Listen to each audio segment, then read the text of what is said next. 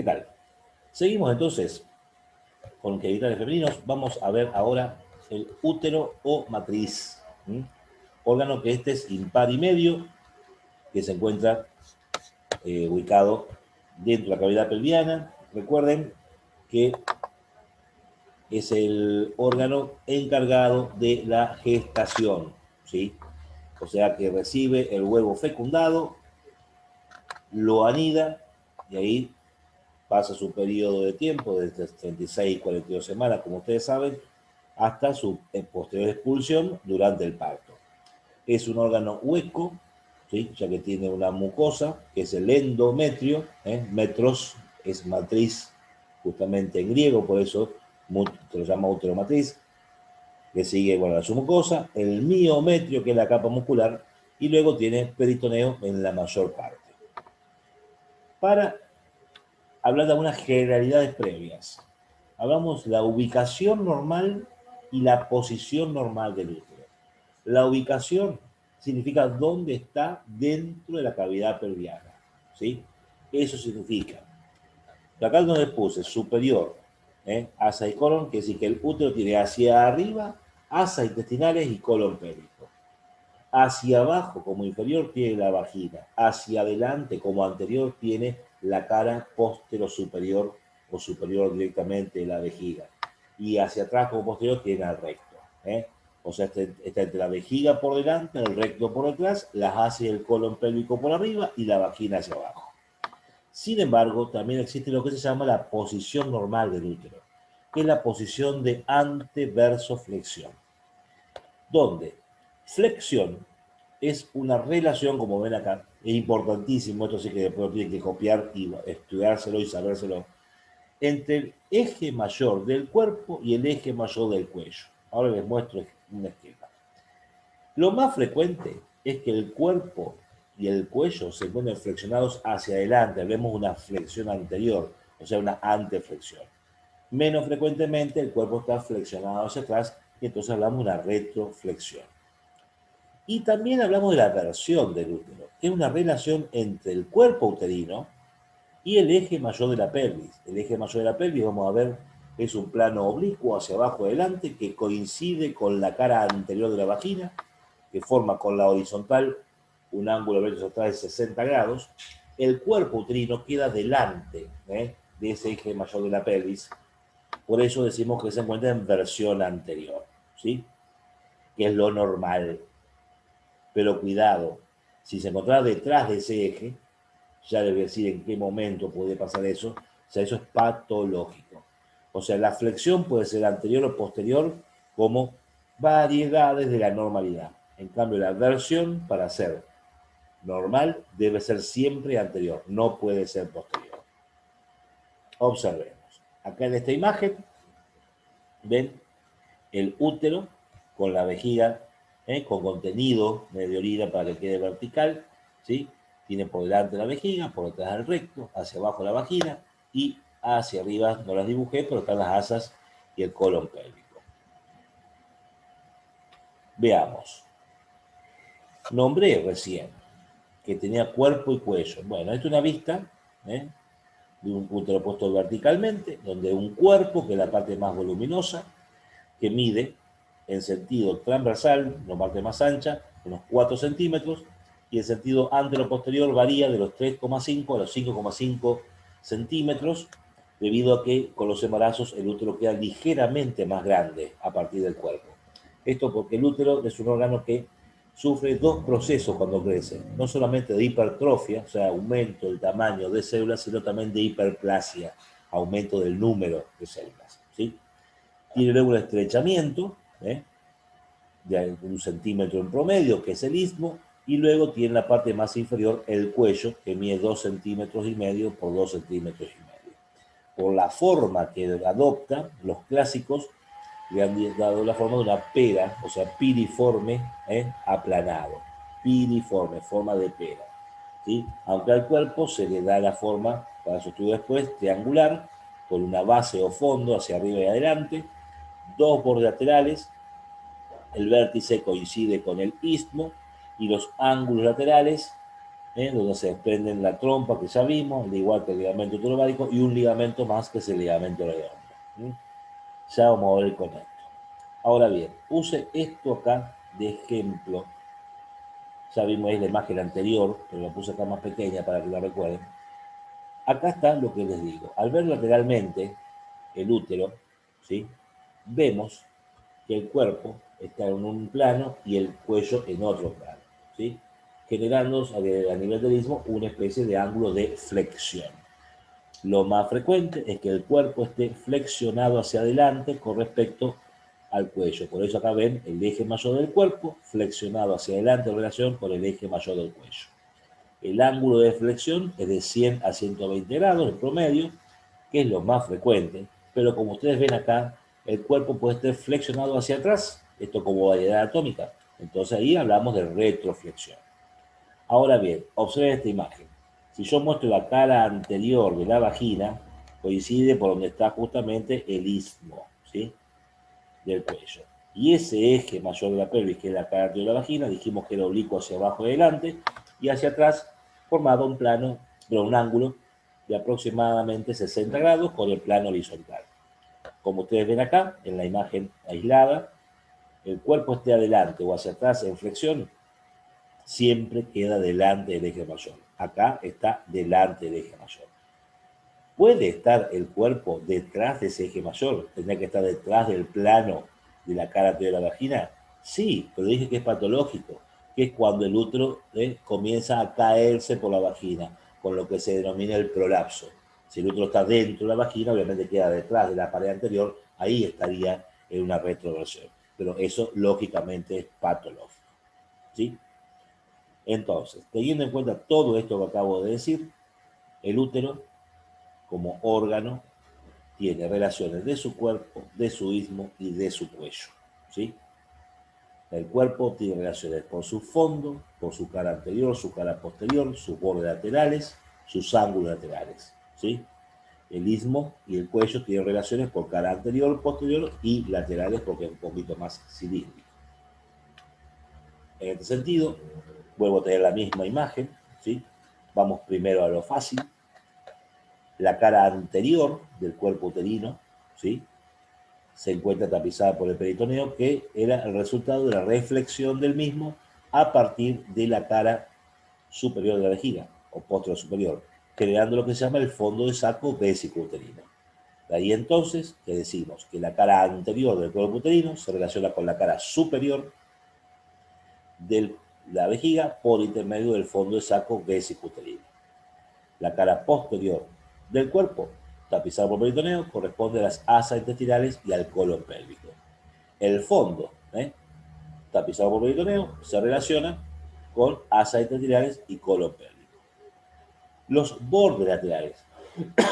Vamos a ver que de esto se desprenden el ligamento ancho, que ya algo hablé con la trompa, y toma relación con los vasos uterinos, ¿sí?, con el pedículo uterino. Y vamos a ver que de los ángulos laterales ya habíamos visto que entre las hojas del peritoneo del ligamento ancho se desprendía hasta el polo inferior del ovario, el ligamento uterovárico, en dirección al ovario hacia afuera, la trompa, y enseguida veremos hacia adelante y hacia afuera el ligamento redondo. ¿Qué pasa con el istmo? El istmo del útero, ¿sí?, tiene relaciones muy similares a las que tiene el cuello uterino en una de sus porciones. El istmo uterino hacia adelante, al igual que un segmento, el segmento superior del cuello uterino, se relaciona por tejido conectivo con la vejiga.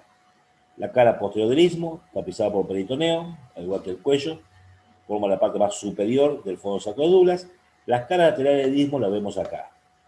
Como el ligamento ancho se desprende del cuerpo uterino, desde el istmo a cada lado se desprenden láminas fibrosas más musculares lisas que forman lo que se llama el ligamento cardinal de McElroy, que es un medio de sostén o fijación del útero que ya vamos a desarrollar. Entonces, hacia adelante la vejiga por tejido conectivo, hacia atrás por peritoneo con el recto, a los lados da inserción al ligamento cardinal de McElroy. ¿Qué pasa con el cuello uterino? Observe que el cuello uterino en las imágenes está incluido parcialmente dentro de la cavidad vaginal. Es por esa razón que acá vemos, ¿sí?, que una parte del cuello se encuentra dentro de la vagina, en el segmento intravaginal, dentro de la vagina, intravaginal. La vagina se inserta en el contorno del cuello por una franja de unos 5 milímetros y ese es el segmento vaginal.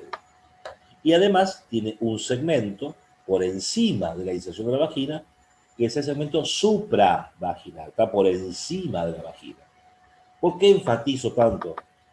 Para que lean bien, escuchen bien, porque es muy simple uno a veces confundirse. Si lees la palabra supra, imaginás que la que viene es infra. O si decís intra, después dirás extra. Acá no, acá es supravaginal por arriba de la vagina, intravaginal por adentro de la vagina. No se oponen los términos. ¿Estamos de acuerdo? Les digo, el segmento supravaginal, ¿sí?, por su cara posterior está cubierto por el peritoneo que formaba la pared anterior del fondo de saco de Douglas. La cara anterior del segmento supravaginal, igual que el istmo, se unía por tejido conectivo de la vejiga. Y lateralmente, ¿sí?, no tiene peritoneo, por supuesto, y ahí también se desprende el ligamento cardinal de Macro. El segmento vaginal solamente queda representado por la inserción de la vagina en el contorno, con una franja de 5 milímetros. El intravaginal, ¿sí?, recibe el nombre también de hocico de Tenca. Me detengo un momento acá para decir lo siguiente. Como el útero está, es un órgano hueco, ¿sí?, el cuello lo es lógicamente, tiene una cavidad, que es la cavidad cervical, con dos orificios.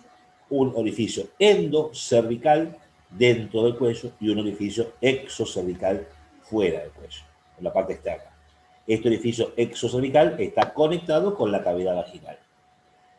Este hocico de Tenca, que es la porción, repito, intravaginal, es visible en una maniobra semiológica llamada colposcopía, que resulta en colocar dentro de la vagina un espéculo, que es un instrumento con dos láminas que se llaman valvas. Una vez dentro de la vagina se separan las paredes vaginales y uno, iluminando solamente, ve en el fondo este hocico de Tenca. ¿Cómo lo ve? Debe ser así. Debe ser de color rosa pálido, rosa pálido, homogéneo, ¿sí? No debe haber zonas más oscuras, más claras, ¿sí? Y debe ser totalmente liso, ¿sí? Nada irregular, ¿sí?, porque cualquier cambio en las características puede, puede significar algún grado de patología. Se va a ver el orificio exocervical, que va a variar, chicos. Tengan en cuenta lo siguiente: la mujer que nunca tuvo un parto, una verdadera nudípara, el orificio es puntiforme, es un circulito chiquito. Pero con el primer parto, cuando pasa en la cabeza fetal, sufren un ligero desgarro y después la cicatriz queda como un orificio más bien transversal, como una línea horizontal. O sea, puede ser puntiforme, puede ser una línea horizontal, siempre hablando del orificio. Pero con los múltiples partos puede hacerse inclusive estrellado. Lo que sí, ese orificio tiene importancia también histológica y patológica. En el endocervix, ¿sí?, el epitelio sigue siendo cilíndrico simple, ¿sí?, como sí para producir de moco. Pero en el exocervix, ¿sí?, el hocico de Tenca tiene un epitelio plano, estratificado, no queratinizado. O sea que en el orificio mismo existe lo que se llama una transición de epitelios o una lucha de epitelios, que eso hace que a veces puede pasar que una mujer un poquito del endocervix salga y se vea en el orificio un poquito rojo, pero que es solamente como una pequeña invasión del epitelio endocervical hacia afuera. Eso va a ser después un diagnóstico diferencial con una cervicitis o una inflamación. Lo que sí es que justamente en esta zona es donde el Human Papilloma Virus, que es el virus del papiloma humano o HPV, es donde encuentra células vulnerables para producir el cuello uterino, el cáncer de cuello uterino. Es por eso que de esta zona se sacan justamente las muestras para hacer los frotis del Papa Nicolau. Se saca una muestra del endocervix y se saca una muestra del exocervix. Todas estas maniobras las van a aprender en ginecología, las van a hacer por lo menos una vez. ¿Estamos de acuerdo? Bien. Entonces, el segmento intravaginal tiene como relaciones las paredes vaginales. Como ustedes ven, la inserción, ¿sí? La inserción de la vagina es distinta de acuerdo de la cara. Vemos que la inserción de la cara anterior es muy leve en cuanto a lo que tapiza, en cuanto a la cantidad de la cara anterior. En cambio, se inserta cubriendo mucho más en la cara posterior y a los lados la altura va a ir cambiando. Se dice entonces que el cuello uterino se encuentra rodeado por la vagina, formando esta alrededor un fondo de saco anular, en forma de anillo, con un fondo de saco anterior apenas marcado. En el corte frontal veo los fondos de sacos laterales, que lógicamente va a ir aumentando de altura cuanto más atrás nos vayamos, y el fondo de saco posterior, ¿sí? Que es el más profundo. Este fondo de saco posterior más profundo es también el más importante, anatómicamente por la relación que tenemos con el fondo de saco de Douglas. Si nosotros sospechamos la presencia de algún tipo de líquido en la cavidad peritoneal en la mujer, pedimos una ecografía y en la ecografía veremos que el fondo saco se encuentra ocupado, ¿sí? Entonces, para saber de qué líquido se trata, se puede hacer una punción, ¿sí?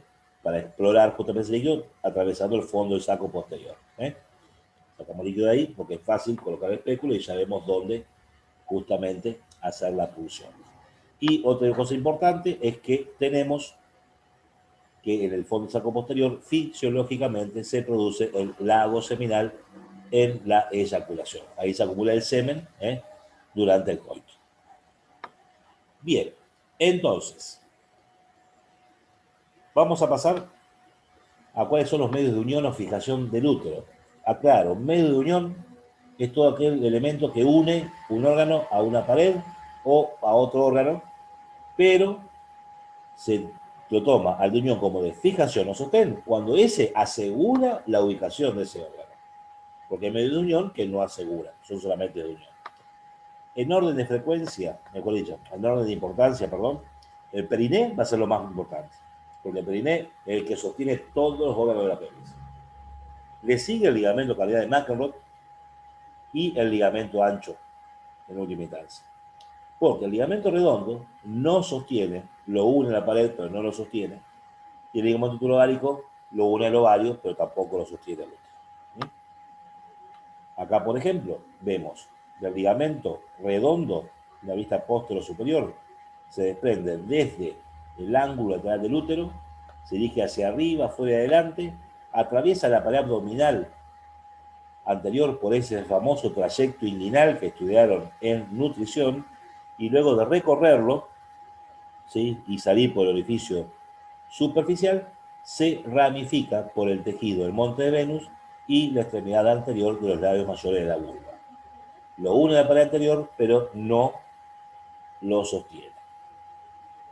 El ligamento ancho, ya hablamos algo, es una hoja doble, de dos hojas, mejor dicho, una posterior superior y una anterior inferior, 4 bordes, ¿sí?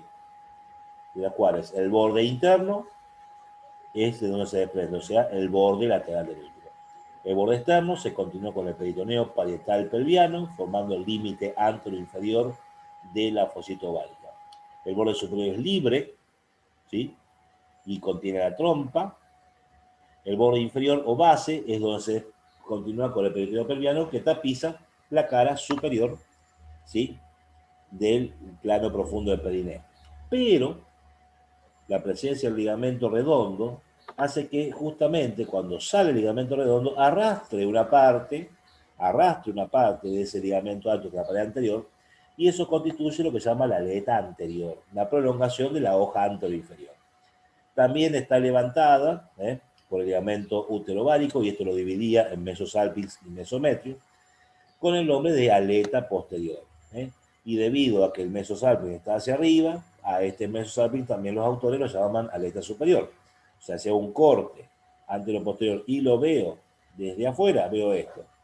La hoja posterior o postero-superior levantada por el ligamento uterovárico. Esta es la aleta posterior.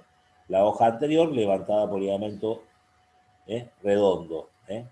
El mesosalpinx también se llama aleta superior. Un detalle, el espacio que queda entre la aleta anterior, que levanta el ligamento redondo, y la aleta superior, que levanta la trompa, y que es el mesosalpinx, recibe el nombre de fosita preovárica, aunque ahí no va a estar nunca el ovario, porque el ovario, recuerda que está detrás del ligamento ancho. ¿Sí? Es importante ver lo siguiente, que va a haber contenido, como ya les adelanté, con la trompa, va a haber vasos pedículo tubárico en el ligamento ancho, donde también va a haber vestigios embriológicos, en el mesosalpinx, en el mesometrio va a haber también el pedículo uterino con vestigios embriológicos. Es más, entre las dos hojas de la parte inferior, algunas fibras del ligamento cavidal de Macro se introducen entre ellas, ¿sí? Como parte del contenido. Bien, y ya que lo nombramos, hablamos del ligamento cavidal de Macro, un conjunto de fibras musculares lisas, ¿sí? Conectivas densas, que naciendo de la cara lateral de cuello e istmo del útero se expanden en abanico hacia todas las paredes pelvianas. Las fibras que se dirigen hacia la parte anterior, hacia la cara posterior del pubis, van a recibir el nombre de ligamento pubo-vesico-uterino. Pasa a los lados de la vejiga y por debajo. Las fibras que se desprenden hacia atrás, que forman un espesamiento y terminan en la cara anterior del sacro, forman el famoso ligamento útero-sacro, que es el límite inferior de la fosita de Claudius. Y pasan no solamente a los lados del sacro, sino a los lados del fondo sacro de Douglas, a los cuales le forman los límites laterales. De manera que el resto de las fibras se fija en el ilíaco y entonces lo mantiene sostenido de adelante, de los costados y atrás, como suspendido, más el piso que forma el perineo. Este ligamento de Macro ocupa parte del llamado espacio pelvivisceral superior o pelvirectal superior, ya que se encuentra debajo del peritoneo pelviano y por encima del perineo. Acá en esta imagen, por ejemplo, ¿sí? ¿Ven? Acá está el ligamento ancho, este peritoneo, acá está el ligamento de Macro, acá está el elevador del ano, y este espacio acá lleva el nombre de espacio pelvivisceral superior.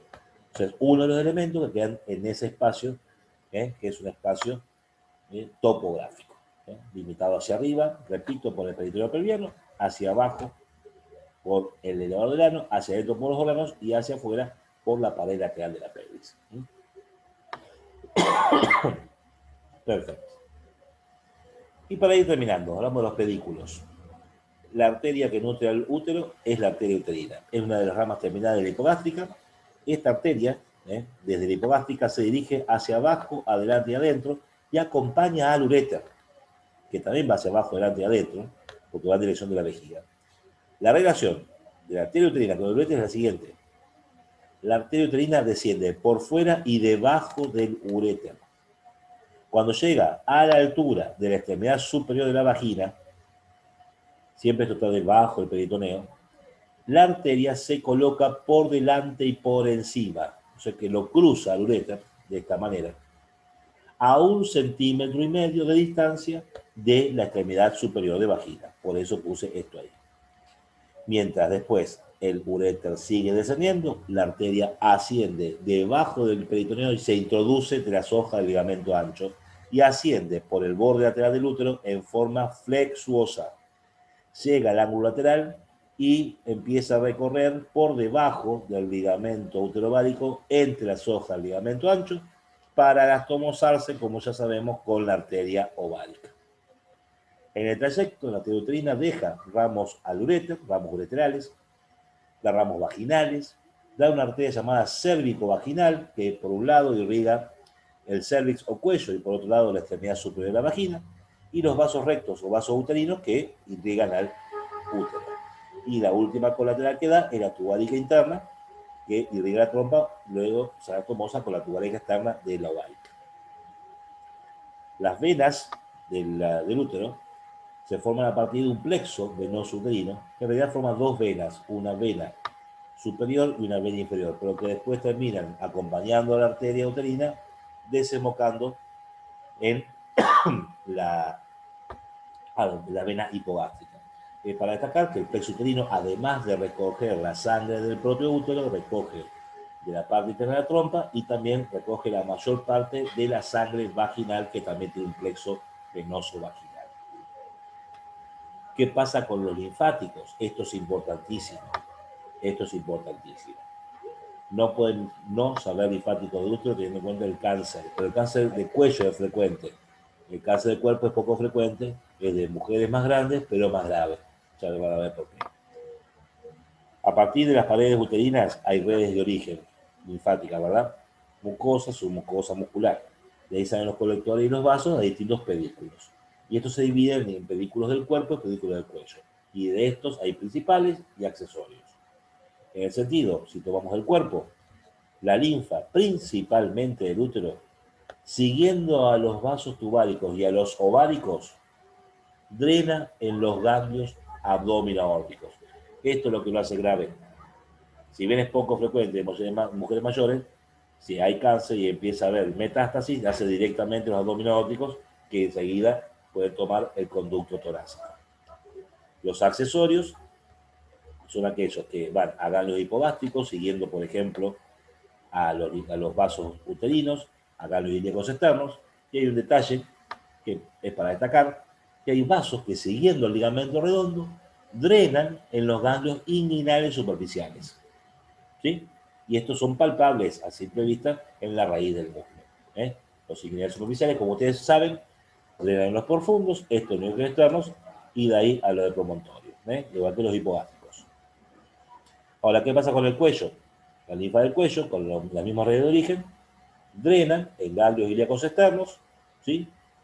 Principalmente, y otros van a los hipogástricos y otros al promontorio. De todas maneras, los ilíacos externos drenan al promontorio y los hipogástricos también lo hacen. O sea, pero principalmente ilíacos externos y de forma accesoria a hipogástrico y promontorio.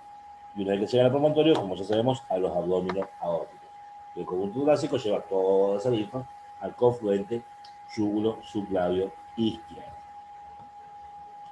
Entonces acá le pongo el resumen: la arteria uterina, terminal hipogástrica, las ramas cervicovaginal, los ramos cortos, la tubálica interna.